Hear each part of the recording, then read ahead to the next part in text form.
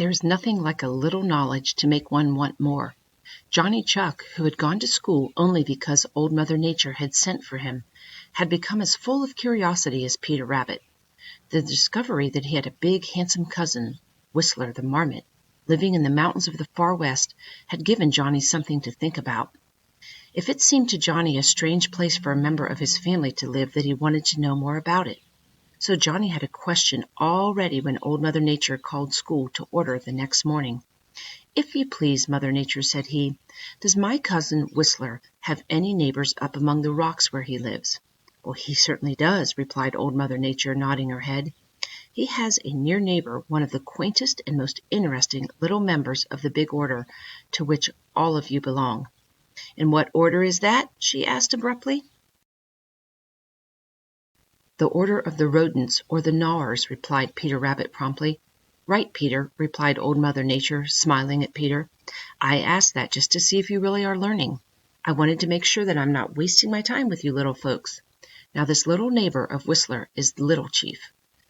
Instantly Peter Rabbit and Jumper the Hare pricked up their long ears and became more interested than ever, if that were possible. "I thought you told us all about our family," cried Jumper, "but you didn't mention Little Chief." "No," said Old Mother Nature, "I didn't, and the reason I didn't was because Little Chief isn't a member of your family.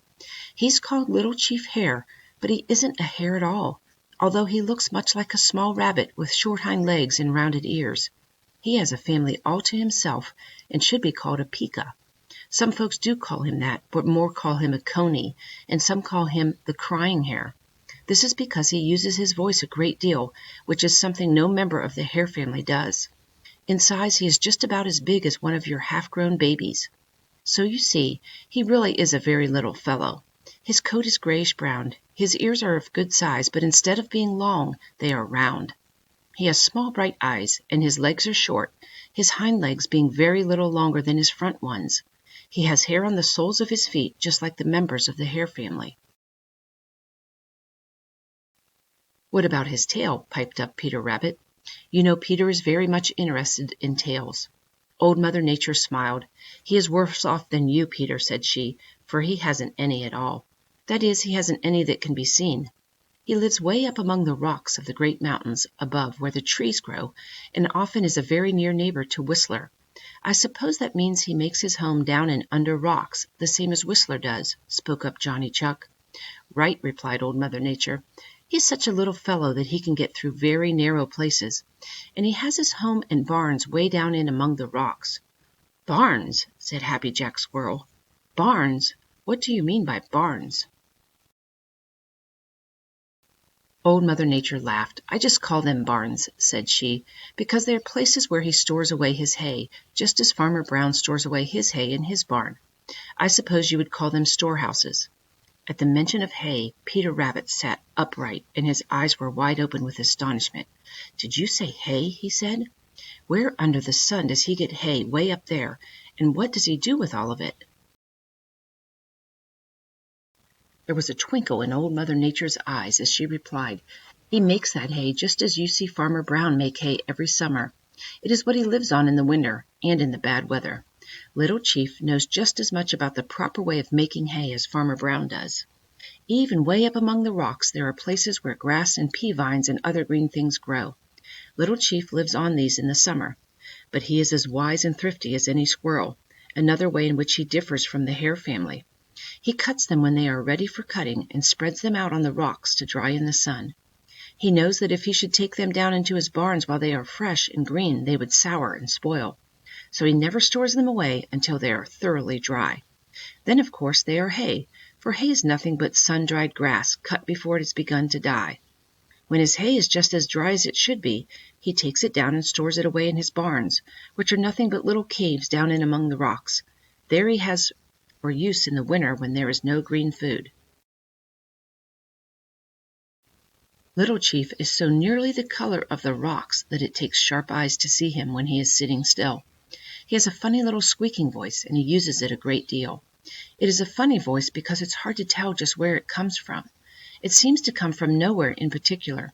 Sometimes he can be heard squeaking way down in his home and under the rocks. Like Johnny Chuck, he prefers to sleep at night and be abroad during the day. Because he is so small, he must always be on the lookout for enemies. At the first hint of danger, he scampers to safety in among the rocks, and there he scolds whoever has frightened him. There is no more lovable little person in all my great family than this little haymaker of the mountains of the Great West. "That haymaking is a pretty good idea of Little Chief's," remarked Peter Rabbit, scratching a long ear with a long hind foot. "I've got a great mind to try it myself." Everybody laughed right out, for everybody knew just how easygoing and thriftless Peter was. Peter himself grinned. He couldn't help it. "That would be a very good idea, Peter," said Old Mother Nature. "By the way, there is another haymaker out in those same great mountains of the Far West." "Who?" demanded Peter and Johnny Chuck and Happy Jack Squirrel, all in the same breath. "Stubtail the Mountain Beaver," declared Peter promptly. "I suppose Stubtail is his cousin." Old Mother Nature shook her head. "No," said she. "No, Stubtail and Paddy are no more closely related than the rest of you. Stubtail isn't a beaver at all. His proper name is Sewellel. Sometimes he is called Shotol, and sometimes the Boomer, and sometimes the Chehalis, but most folks call him the Mountain Beaver." "Is it because he looks like Paddy the Beaver?" Striped Chipmunk asked. "No," replied Old Mother Nature. "He looks more like Jerry Muskrat than he does like Paddy. He's about Jerry's size and looks very much as Jerry would if he had no tail." "He doesn't have a tail at all?" asked Peter. "Yes, he has a little tail, a little stub of a tail, but it's so small that to look at him you would think he doesn't have any. He is found out in the same mountains of the Far West where Whistler and Little Chief live, but instead of living way high up among the rocks, he is at home down in the valleys where the ground is soft and the trees grow thickly. Stubtail has no use for rocks. He wants soft, wet ground where he can tunnel and tunnel to his heart's content. In one thing Stubtail is very like Yap Yap the prairie dog." "What is that?" asked Johnny quickly, for you know Yap Yap is Johnny's cousin.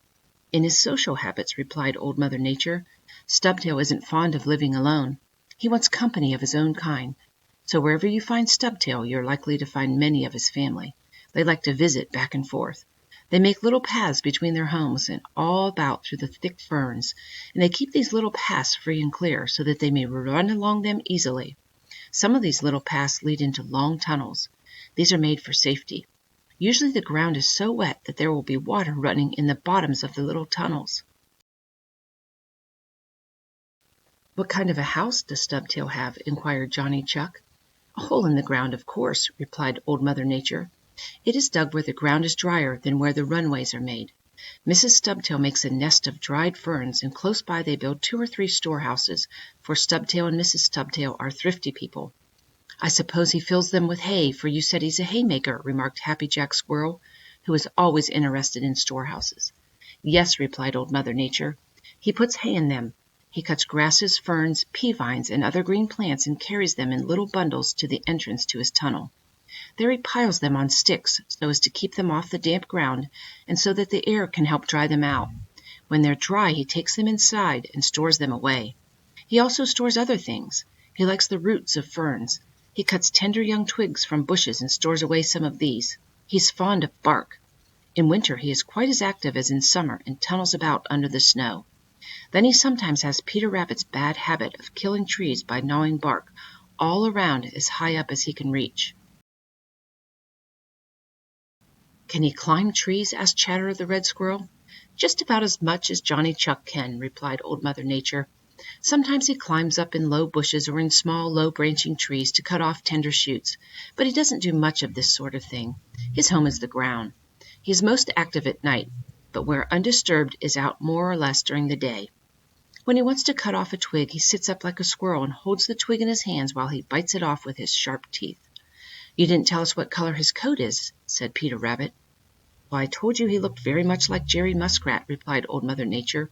"His coat is brown, much the color of Jerry's, but his fur is not nearly so soft and fine." "I suppose he has enemies just as the rest of us little people have," said Peter. "Of course," replied Old Mother Nature. "All little people have enemies, and most big ones too, for that matter. King Eagle is one, and Yowler the Bobcat is another.